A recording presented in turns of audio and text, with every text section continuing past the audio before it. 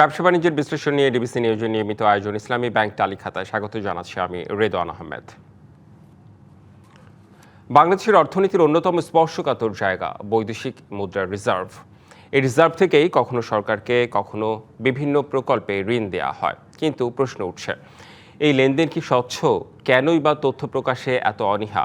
Reserve কি নিরাপদ আছে নাকি ভিন্ন খাতে ব্যবহার করে ঝুঁকি বাড়ানো হচ্ছে? আজকের আলোচনায় আমরা খুঁজব রিজার্ভ থেকে ঋণ দেওয়ার বাস্তবতা, এর অর্থনৈতিক যুক্তি এবং কোথায় লুকোচুরি হচ্ছে। এই ঋণ কি দেশের উন্নয়নের জন্য জরুরি নাকি অর্থনীতির উপর বাড়তি চাপ তৈরি করছে? আর সবচেয়ে গুরুত্বপূর্ণ, জনগণ কি জানার অধিকার থেকে বঞ্চিত হচ্ছে? এসব নিয়েই আমাদের আজকের আলোচনার বিষয়, রিজার্ভ থেকে ঋণ দিতে লুকোচুরি কেন। আলোচনায় আমাদের সঙ্গে অনলাইনে যুক্ত রয়েছেন বিজনেস ইনিশিয়েটিভ লিডিং ডেভেলপমেন্ট এর চেয়ারপারসন ও ডিসিসিআইয়ের সাবেক সভাপতি আবুল কাশেম খান এবং ঢাকা বিশ্ববিদ্যালয়ের অর্থনীতি বিভাগের অধ্যাপক ডক্টর শাহাদাত হোসেন সিদ্দিকী। আপনাদের দুজনকেই স্বাগত জানাচ্ছি আমাদের আজকের ইসলামী ব্যাংক টালি খাতায়। শুরুতেই আমি একটু আবুল কাশেম আপনার কাছে আসতে চাই। আমি একটু জানতে চাই যে বৈদেশিক মুদ্রা রিজার্ভ থেকে সরকারকে ঋণ দেওয়ার নীতিগত সিদ্ধান্তের বিষয়ে আসলে আপনার মন্তব্য শুরুতে একটু জানতে চাইবো আমি। ধন্যবাদ। না, এটা তো ধরেন একটা চলমান প্রক্রিয়া, যেটা ইডিএফ এর কথা বলছেন আপনার, তাই না? তো সেখানে আমাদের তো এই ঋণটা প্রয়োজন হচ্ছে, সবসময় হয়ে আসছে, এবং এই ফ্যাসিলিটি থেকে আমাদের ব্যবসায়ীরা, স্পেশালি যারা এক্সপোর্টের সাথে জড়িত, তারা এখানে এই সুবিধাটা গ্রহণ করছে, এবং it is bin benefited to the entire economic ইকোসিস্টেমে বেনিফিট আমরা পাচ্ছি। এখন যেই প্রশ্নটা বা যেই সংকটের মধ্যে আমরা আসি, সেখানে বিগেস্ট কনসার্নটা হচ্ছে যে আমরা এটার অ্যালোকেশনটা কি ঠিকভাবে করছি কিনা, বা রাইট জায়গায় রাইট টাইমে আমাদের যেই একটা, আমি বলবো একটা সংকটময় সময়ের মধ্যে আমাদের বেস্ট ইউজটা কি হবে। সো আমি বলবো যে যেহেতু ইডিএফ ফান্ডটা আমরা এক্সপোর্টাররা ইউজ করছি, সেটা চলমান রাখতেই হবে। এবং সেখানে আপনার অন্য জায়গায় যেখানে আমাদের ধরেন লাক্সারি গুডস বা যে গুডসগুলো আমাদের জন্য অপ্রয়োজনীয় এই মুহূর্তে, সেখানে আমাদের নজরদারিটা বাড়াতে হবে। যেমন লাক্সারি গুডস বলতে আমি লাক্সারি কার্স হতে পারে, বিভিন্ন ধরনের ইম্পোর্ট যেগুলা আমাদের দরকার নাই এই মুহূর্তে, যেহেতু সংকটময় সময়ের মধ্যে আমাদের যেই জায়গাগুলো আমাদের ইকোনমিকে চলমান রাখবে, স্পেশালি প্রোডাক্টিভ সেক্টর এবং আমাদের এনার্জি, যেটা আমাদের প্রোডাক্টিভ সেক্টরকে একটা বড় উপাদান, সেই জায়গাগুলোতে আমরা কিন্তু কন্টিনিউস সাপোর্ট আশা করি সরকার থেকে। এবং আমাদের এই আমরা যে স্তরে বসে আছি, আমরা তো একেবারে নিচের স্তরে কাজটা দেখছি, বাট উপরের স্তরে যারা পলিসি প্ল্যানার্স আছে, ওনারা তো বার্ডস আই ভিউ দিয়ে সবকিছুই বিবেচনা করতে পারে। এখন আলটিমেটলি সরকারের স্ট্র্যাটেজিক ডিসিশনটা কি, সেটার উপরে কিন্তু অনেক কিছুই নির্ভর করছে। কারণ ওনারা যখন পুরো জিনিসটা উপর থেকে দেখছেন, ওনারা এটাকে, আমি যে কথা, যে শর্তটা দিয়েছে যে এমপ্লয়মেন্ট জেনারেশন এবং প্রোডাক্টিভ সেক্টরকে প্রোডাক্টিভ রাখতে হবে। জি, আমাদের একটা প্রতিবেদন রয়েছে যেখানে বলা হচ্ছে যে ব্যবসায়ীরা চাওয়ার আগেই অনেকটা গোপনে রপ্তানি উন্নয়ন তহবিলের নামে রিজার্ভ থেকে ঋণ দেওয়ার সব প্রস্তুতি শেষ করেছে বাংলাদেশ ব্যাংক। মানে এই লুকোচুরি কেন আসলে? আমি রিপোর্টটা দেখে আমার মন্তব্য করাটা ঠিক হবে না, পুরো জিনিসটা মানে কিংবা ব্যাপারটা নিয়ে আসলে লুকোচুরি আসলে তৈরি হয়েছে, মানে বাংলাদেশ ব্যাংক জানানো প্রয়োজন বোধ করছে না। জি নিশ্চয়ই, আমি আবারও আপনার কাছে আসবো। ডক্টর শাহাদাত হোসেন সিদ্দিকী, একটু আপনার কাছে জানতে চাই, এই যে আমরা যদি বলি যে রিজার্ভ থেকে ঋণ নেওয়ার বিষয়টি, তাহলে কি এক্ষেত্রে কোনো লুকোচুরির বিষয় থাকতে পারে? যে দেখুন, যে আপনি যে প্রশ্নটা করেছেন এবং সার্বিক যে ইডিএফ ফান্ড গঠন এবং এর উদ্দেশ্যটা কি ছিল এবং দীর্ঘদিন ধরে রয়েছে, এবং সেটা একটা পর্যায় পর্যন্ত আপনারা জানেন যে 7 বিলিয়ন পর্যন্ত পৌঁছেছিল। তারপর সরকার এই সহযোগিতাটা কমানোর জন্য আইএমএফ এরও কিছু শর্ত ছিল, যে যে প্রতিষ্ঠানগুলা দীর্ঘদিন যাবৎ সহযোগিতা পাচ্ছে, তাহলে প্রকৃতপক্ষে আসলে তাদের আর কতদিন সহযোগিতা দরকার, নিজ পায়ে দাঁড়ানোর সক্ষমতা আছে কিনা, অনেক বিষয়গুলা নেই, সেটা কমে কিন্তু 2.2 বিলিয়ন ডলারে পৌঁছেছিল। এখন প্রশ্ন হচ্ছে, বাংলাদেশের যখন ফরেন কারেন্সির ক্রাইসিস বলতে চাপ বাড়ছে, চাপটা শুধু একদিক থেকে নয়, আপনি জানেন হঠাৎ করে যখন ফুয়েলের দাম স্কাই রকেটিং হয়ে গেল, এখন এইটা তো আমরা বিয়ার করছি না, জনগণ বিয়ার করছে না, কিন্তু প্রকৃতপক্ষে সরকার তো ডলারে পেমেন্ট করতে হচ্ছে, অলরেডি 52% বৃদ্ধি পেয়েছে। এই যে অতিরিক্ত ডলারের উপর চাপ, সেটা তেলের দাম বৃদ্ধির কারণে। এখন কথা হচ্ছে এই মুহূর্তে ইডিএফ ফান্ডের সহযোগিতা আছে কিনা, সহযোগিতা করার দরকার আছে কিনা, বৃদ্ধি করার প্রয়োজন আছে কিনা। আরেকটা হচ্ছে যে লুকোচুরির বিষয়টা যেটা আপনি নিয়ে আসছেন।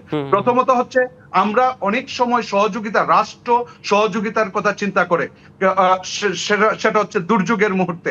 এখন প্রশ্ন হচ্ছে বৈশ্বিক কনটেক্সটে আপনি যদি বলেন তাহলে এই ফান্ডটা একটা কন্ট্রিবিউশন করতে পারে, কিন্তু প্রশ্ন হচ্ছে যে ব্যবসায়ীদেরকে দেওয়া হয় সেই ব্যবসায়ীরা যখন অবিবেচকের মতো কাজ করে তখন তাকে ব্যবসায়ী হিসাবে গণ্য করা যায় কিনা। রাষ্ট্রের অর্থ নিয়ে যখন ইডিএফ ফান্ডের মতোই জায়গায় 7,000 কোটি টাকা খেলাপি থাকে, তখন এই ঋণেও যে লুট হবে না সেটা নিশ্চয়তা কি দিবে? যেখানে ব্যাংকগুলা রাষ্ট্রের টাকা লুট করে জনগণের উপর এই যে মূল্যস্ফীতির চাপ বাড়াচ্ছে। অতএব সেই সমস্ত ব্যবসায়ীদেরকে দেওয়া উচিত যার হিস্ট্রিতে কোনো খেলাপি ঋণ রেকর্ড নেই। নিশ্চয়ই, মানে পুরো বিষয়টা তো একটা মানে বড় বিষয়, অর্থনীতির বিষয়টা। আমি একটু সুনির্দিষ্টভাবে আপনার কাছে জানতে চাই যে গোপনে রিজার্ভের অর্থ খরচ করার এমন সিদ্ধান্ত, এটা অনেকেই সমালোচনা করছেন। এই সমালোচনার বিষয়ে আসলে আপনি কি বলবেন শাহাদাত হোসেন সিদ্দিকী? সমালোচনাটা আসার কারণ হচ্ছে আপনি যখন এইখান থেকে সহযোগিতা উঠানোর কথা, বৈশ্বিকেও একটা চাপ আছে, এবং আমরা যখন গ্রাজুয়েশন করছি তারপরে আর দেয়া যাবে না, এই সমস্ত প্রেক্ষাপটে তাদের এই সহযোগিতাটা করাটা কতটুকু যৌক্তিক সেই প্রেক্ষাপটে। কিন্তু ব্যবসায়ীরা তাদের উদ্দেশ্য হাসিলের জন্য বৈশ্বিক কনটেক্সট বলবে। কিন্তু আমার প্রশ্নটা হচ্ছে ইডিএফ ফান্ড সহযোগিতা করবে, কিন্তু টাকা এটা কারো নিজস্ব সম্পত্তি না, এটা রাষ্ট্রের, জনগণের। সেই দায়বদ্ধতা যখন কোনো ব্যবসায়ীদের ভিতর না আসে, তখন রাষ্ট্রের প্রতিষ্ঠানগুলো যখন লুট হয়ে যায়, সেটা আমার মতো কোনো অধ্যাপক লুট করছে না, সাধারণ মানুষ লুট করছে না, সেই বিগ বিগ বিজনেসম্যানরাই কিন্তু লুট করছে এই 6.5 লাখ কোটি টাকা। প্রশ্ন হচ্ছে ইথিক্যাল এন্ড জাস্টিফাইড ইউটিলাইজেশন। আপনি রেশনাল মানুষকে দিচ্ছেন কিনা, কাঁচামাল আমদানি করার জন্য দিচ্ছেন, কিন্তু এমন উদাহরণ আছে ইডিএফ ফান্ড সেটা অন্য জায়গায় ব্যবহার করা হচ্ছে। এই যে বিষয়গুলা, সেগুলা রাষ্ট্রের যদি নজরদারি এবং অনেস্টি থাকে তাহলে আসলে লুকোচুরির বিষয়টা সামনে আসে না, স্পষ্টতই করতে পারে। মানে বেশ কিছু গুরুত্বপূর্ণ বিষয় আপনার বক্তব্য থেকে উঠে এসেছে। আমি যদি বলি যে একটা মনিটরিং এর অভাব, মানুষের সদিচ্ছা, ব্যবসায়ীদের সদিচ্ছা, সব মিলিয়ে একটা এই অবস্থা দাঁড়িয়ে যায়। আমি একটু আবুল কাশেম খান আবার একটু আপনার কাছে আসতে চাই। আমি একটু জানতে চাই যে রিজার্ভ ব্যবহার করলে দেশের আমদানি সক্ষমতা ও মুদ্রার স্থিতিশীলতায় কি কোনো প্রভাব পড়ে? রিজার্ভ অবশ্যই পড়ে। আপনার এটা এখন তো আপনার ওভারঅল ইকোসিস্টেমটা বা ওভারঅল কনটেক্সটটা দেখতে হবে। আমাদের তো ধরেন আমাদের ব্যবসায়ীদের কিন্তু অনেক জায়গায় আমরা কিন্তু হ্যান্ডিক্যাপ, আমরা এজ এ বাংলাদেশি বিজনেসম্যান হিসেবে আমাদের গ্লোবাল যে নেটওয়ার্কিং থেকে যে লোন নেওয়া বা যেই সক্ষমতা, দক্ষতা, সেগুলো আমাদের অনেক কম অন্যান্য দেশের তুলনায়। কিছু লিমিটেশন আছে আমাদের। সেখানে আমরা যে এই সাপোর্টগুলি সরকার থেকে পাই, ইডিএফ বলেন, বিভিন্ন ধরনের সাবসিডি বলেন, ইনসেন্টিভ বলেন, এগুলা কিন্তু এক্সপোর্টকে আজকে এই পর্যায়ে নিয়ে আসতে পেরেছে। এই সব ধরনের সহযোগিতা দিয়ে করেছে।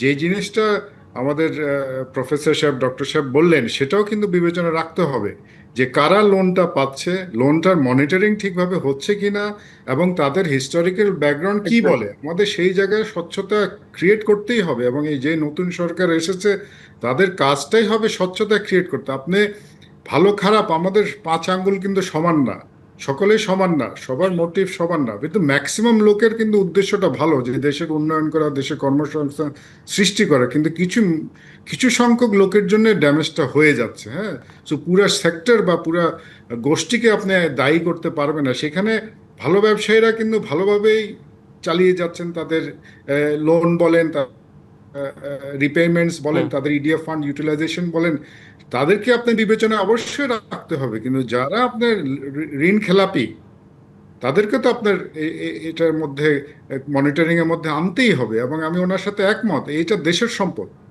এটা আমার বাপের সম্পদ না বা আমাদের সম্পদ না, এটা আমাদের জাতির সম্পদ। এটা সদ্ব্যবহার অবশ্যই আমাদের। নিশ্চয়ই আপনাদের আলোচনার কেন্দ্রবিন্দু মোটামুটি একসাথেই চলছে, আসলে সেটা বোঝা যাচ্ছে। আমাদের একটা বিরতিতে যেতে হবে, বিরতির পর ফিরে এসে আমার আরো 2-1টি প্রশ্ন রয়েছে, আমি 2-1টি প্রশ্নের আপনাদের কাছ থেকে উত্তর পেতে চাই। বিরতি নিচ্ছি। ব্যবসা বাণিজ্যের বিশ্লেষণ নিয়ে ডিবিসি নিউজের নিয়মিত আয়োজন ইসলামী ব্যাংক টালি খাতায়, সঙ্গেই থাকুন। আবারও স্বাগত জানাচ্ছি ব্যবসা বাণিজ্যের বিশ্লেষণ নিয়ে ডিবিসি নিউজের নিয়মিত আয়োজন ইসলামী ব্যাংক টালি খাতায়। আমাদের আজকের আলোচনার বিষয় রিজার্ভ থেকে ঋণ দিতে লুকোচুরি কেন। আলোচনা করতে অনলাইনে যুক্ত রয়েছেন বিজনেস ইনিশিয়েটিভ লিডিং ডেভেলপমেন্টের চেয়ারপারসন ও ডিসিসিআই সাবেক সভাপতি আবুল কাশেম খান এবং ঢাকা বিশ্ববিদ্যালয়ের অর্থনীতি বিভাগের অধ্যাপক ডক্টর শাহাদাত হোসেন সিদ্দিকী। স্বাগত জানাচ্ছি বিরতির পর আবারও আপনাদের দুজনকেই। শুরুতেই আবুল কাশেম খান, আপনার কাছেই আসতে চাই। একটু বাংলাদেশ ব্যাংকের রিজার্ভ এবং দেশের সামগ্রিক অর্থনীতি এবং বৈশ্বিক যে পরিস্থিতি বর্তমানে চলছে, আপনার কোনো পরামর্শ থাকলে একটু জানতে চাই। না, আমি তো কথাটা আগে বলেছি দ্যাট আমাদের যারা পলিসি প্ল্যানিং এ আছেন ওনারা তো ধরেন বিষয়টা উপর থেকে দেখতে পাচ্ছেন, সো আমাদের নিচের থেকে মতামতগুলি অনেক সময় সঠিক নাও হতে পারে। তারপরে যেহেতু প্রশ্নটা করেছেন, আমার কাছে যেটা মনে হয়, আমাদের যেহেতু এনার্জি একটা বড় উপাদান আমাদের ইকোনমিকে চলমান রাখতে, আর যে সংকটটা আমরা দেখছি দীর্ঘস্থায়ী হচ্ছে, এখানে কোনো সমাধান আসছে না, সেখানে আমাদের ইনাফ অ্যালোকেশন রাখতে হবে এনার্জিটাকে স্মুথ সাপ্লাইটা ইনশোর করার জন্য, নাম্বার ওয়ান। নাম্বার টু হচ্ছে যে আমাদের যেই আনপ্রোডাক্টিভ সেক্টরগুলি, যেগুলো লাক্সারি সোকল লাক্সারি আইটেমস এর মধ্যে পড়ে যায়, যেগুলো এখন দরকার নাই, সেটা 6 মাস পর কিনলেও হবে। যেমন আমি যদি স্পেসিফিকলি বলি, গাড়ি, দামি গাড়িগুলো যে ইম্পোর্ট হচ্ছে, আমি ছোট আকারে ইম্পোর্ট হচ্ছে, বাট সবগুলি যখন আপনি যোগ করছেন একটা বড় বড় অ্যামাউন্টই হয়ে যাচ্ছে। এখানে অনেক কিছু কিন্তু ইম্পোর্টের সাথে, আমরা ইম্পোর্ট ডিপেন্ডেন্ট কান্ট্রি, আমাদের এসেনশিয়াল গুডস যেটা এনার্জির মধ্যে পড়ে যায়, আমাদের বিজনেসকে চলমান করার জন্য যে ফান্ডটা আমাদের ব্যবসায়ীরা ইডিএফ এর থ্রু দিয়ে পাচ্ছেন, সেটাকেই চাঙ্গা রাখার জন্য, এবং যা যাবতীয় প্রয়োজনীয় আমাদের ইম্পোর্টগুলি, সেটাকে আমাদের এই ক্রাইসিস মোমেন্টে অবশ্যই মানে আমি বলবো না আমরা 100-100 করতে পারবো, বাট আমাদের প্রজেকশন থাকা উচিত যে আমরা এটাকে ম্যাক্সিমাম আমাদের ইউটিলাইজেশনটা বেস্ট ইকোনমিক অর্থনীতিকে চলমান বর্তমান প্রেক্ষাপটে বেশ কিছু গুরুত্বপূর্ণ পরামর্শ দিয়েছেন আপনি। আরেকটি বিষয় একটু সংক্ষেপে জানতে চাই, ব্যাংকগুলো সম্পর্কে কোনো কেন্দ্রীয় ব্যাংক সহ অন্যান্য ব্যাংক কোনো রকম পরামর্শ আছে এই সময়ে? না, অবশ্যই আমাদের তো একটা বড় ক্রাইসিস ব্যাংকিং সেক্টর, এটা তো আমরা গত অনেক বছর ধরে দেখে আসছি, এবং এটার মধ্যে একটা প্রায় ধসের মানে অনেকটা মরে যাওয়ার মতন অবস্থায় আমাদের এখন লাইফ সাপোর্টে চলছে, যদি বলেন আইসিইউতে আছে। সেখানে যে ঋণগুলি আমাদেরকে, আমাদের যারা আমরা নতুন বড়োয়ার, যারা গুড বড়োয়ার্স, তারা তো এখন বাড়তি ইন্টারেস্টে লোন দিচ্ছেন, যারা ডিফল্ট করেছেন ওনাদের লোনগুলির শোধ হচ্ছে না বলে তো আমাদের ইন্টারেস্ট রেটটা হাই হচ্ছে। আমরা যে লো ইন্টারেস্ট রেটে যে ব্যবসা করার যে সবসময় একটা দাবি থাকে যে কস্ট অফ ফাইন্যান্স, আর একটা জিনিস যেটা আমাদের পলিসি প্ল্যানেরা বারবার মিস করে যাচ্ছেন, আমরা কিন্তু সবাই ব্যাংক মুখী এবং ব্যাংক নির্ভরশীল।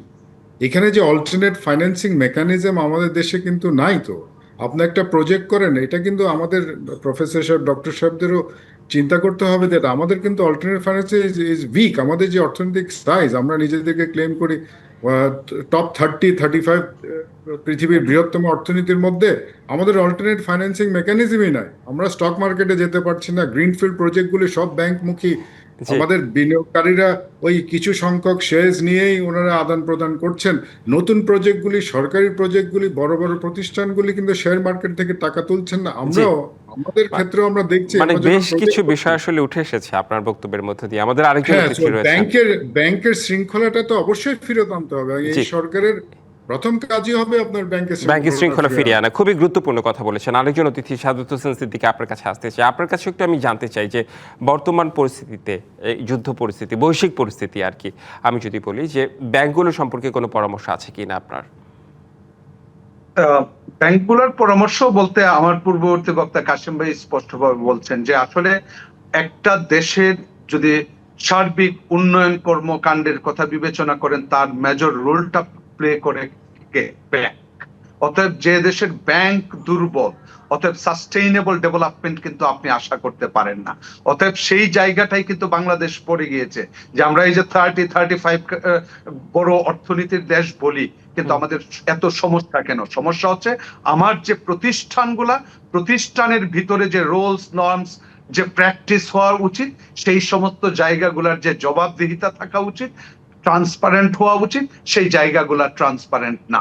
এই জায়গায় দুর্বলতার কারণেই কিন্তু আমরা সব জায়গায় ভেঙে পড়ি। যেমন আজকে আপনার বিষয় ইডিএফ ফান্ড, আপনি দেখেন ইডিএফ ফান্ড দিচ্ছেন, এটা এই প্রেক্ষাপটে অনেক ধরনের রোল প্লে করতে পারে ক্রাইসিস মোমেন্টে, আমি বলছি। কিন্তু প্রশ্ন হচ্ছে এই ইডিএফ ফান্ডে যখন আপনি দেখেন যে খেলাপি হয়ে যাচ্ছে, তাহলে সেন্ট্রাল ব্যাংক যেখানে ফেইলুর, ইডিএফ ফান্ড পূর্ণ মাত্রায় তুলে নিতে পারছে না, তাহলে সেই জায়গায় বাড়ানোটা কতটুকু যৌক্তিক, সেই জায়গায় কিন্তু আমার বড় প্রশ্নবোধক চিহ্ন। কথা হচ্ছে একটা সেন্ট্রাল ব্যাংক যেখানে পারে না, সেখানে আদার্স কমার্শিয়াল ব্যাংক পারবে না, সেটাই কিন্তু এই জন্যই সেন্ট্রাল ব্যাংকে উদাহরণ তৈরি করতে হবে। আমি এই কাজে র মেটেরিয়ালস এর কাজে ব্যবহার করতে দিচ্ছি, অতএব একটা রেগুলেটর হয়ে যদি তার ঋণ খেলাপি হয়ে যায়, তাহলে বাংলাদেশের কমার্শিয়াল ব্যাংকগুলা আরো খেলাপি হবে, সেটাই কিন্তু স্বাভাবিক। তখন মাতব্বরের সেই মাতব্বরি আর থাকে না, অর্থাৎ রেগুলেটরকে তখন অন্য ব্যাংকেও ভয় পায় না, তারাও বলতে পারে আপনি আপনার নিজের টাকাই তো খেলাপি হয়ে যাচ্ছে। অতএব সেই জায়গাগুলা রেগুলেটরকে, যদি রেগুলেটর নিজে ট্রান্সপারেন্ট থাকে, তখন আজকে আপনারা এই লুকচুরি দিয়ে প্রোগ্রাম বানাতেন না। লুকোচুরির বিষয়গুলো তখনই আসে নিজের ভিতর যখন ল্যাক অফ ট্রান্সপারেন্সি, অ্যাক্টিভিটিস গুলা স্বচ্ছতার সাথে হয় না। যে পাওয়ার যোগ্য সে পায় না, যাকে দেওয়ার যোগ্য না তাকে আপনি দিয়ে দিচ্ছেন। এই বিষয়গুলা যদি ভালোভাবে দেখা হয়, তাহলেই রাষ্ট্র দাঁড়াবে, প্রতিষ্ঠানগুলা দাঁড়াবে, সমস্ত প্রতিষ্ঠান দাঁড়ালে দেশ দাঁড়াবে। জি, আপনি স্বচ্ছতার কথা বলছিলেন। স্বচ্ছতা এবং জবাবদিহিতাগুলো খুবই গুরুত্বপূর্ণ। আর কোন কোন বিষয়গুলোতে আসলে টাচ করা দরকার বাংলাদেশ ব্যাংকের, একটু সংক্ষেপে যদি বলতেন, যাতে অন্যান্য ব্যাংকগুলো আসলে সামগ্রিকভাবে আমরা ঘুরে দাঁড়াতে পারি আর কি, অর্থনীতিটা আমাদের ব্যাংকগুলো ঘুরে দাঁড়াতে পারে। দেখুন, যেটা হচ্ছে বাংলাদেশে মূলত যদি বলেন, সেন্ট্রাল ব্যাংক নিজে আসলে ইন্ডিপেন্ডেন্ট না। ব্যক্তি পর্যায়েও যে যেখানে ইনভলভ থাকেন না কেন, প্রকৃতপক্ষে ধরেন সরকার এই মুহূর্তে বাজেট বাড়ানোর চিন্তা করছে, যেটা 8,97,000। বিষয়টা হচ্ছে এই বছর যদি রাজস্ব আহরণের সক্ষমতা দেখেন, তাহলে অলরেডি 72,000 কোটি টাকা কম। তাহলে আগামী বছর এই 7 লাখকে যখন 8 লাখ কোটিতে নিবেন, তখন আপনার সেই ক্ষমতা আছে কিনা, তখন